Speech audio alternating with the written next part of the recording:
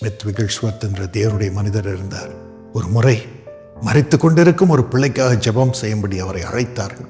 முழங்கால் படியிட்டு தம் கரங்களை வைத்து அந்த பிள்ளைக்காக ஜெபிக்க ஆரம்பித்தார். பிள்ளை செத்து போனது. பிசாசு தோன்றினான், சொன்னான், பார் ஸ்மித், உன் தெய்வம் இயேசுவை பார்.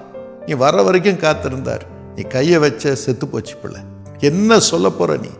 உலகம் உன்னை பார்த்து என்ன சொல்லும்? இவர் கை வச்சார், பிள்ளை செத்து போச்சு.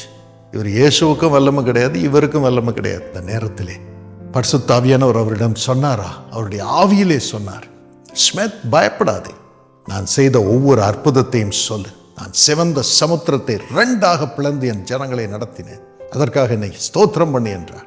ஸ்தோத்திரம் என்று சொன்னார். குருடனுடைய கண்களை திறந்தேன், கண் திறக்கப்பட்டவன் கம்பீரித்து வாழும்படி செய்தேன், எனக்கு ஸ்தோத்திரம் என்று சொல்லு. தேவனுடைய வல்லமை அவருக்குள் இறங்கியது.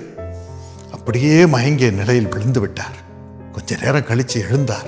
அழகிய பியானோ இசை கேட்டது. பிள்ளையை எட்டி பார்த்தார், பிள்ளை காணவில்லை. கீழே ஓடினார், என்னாச்சோ என்று பயந்து கொண்டு. ஆனால் பிள்ளை உயிரோடு உட்கார்ந்து பியானோ போட்டு கொண்டிருந்தார்.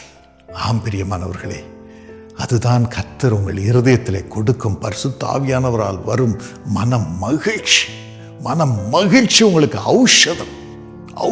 உங்கள் எலும்புகளை சுகமாக்கும், நிணங்களை சுகமாக்கும், சரீரத்தை சுகமாக்கும், உங்கள் வாழ்க்கையை உயிரோடு எழுப்பும். அந்த மன மகிழ்ச்சியை கர்த்தர் இப்பொழுது உங்களுக்கு தரப்போகிறார்.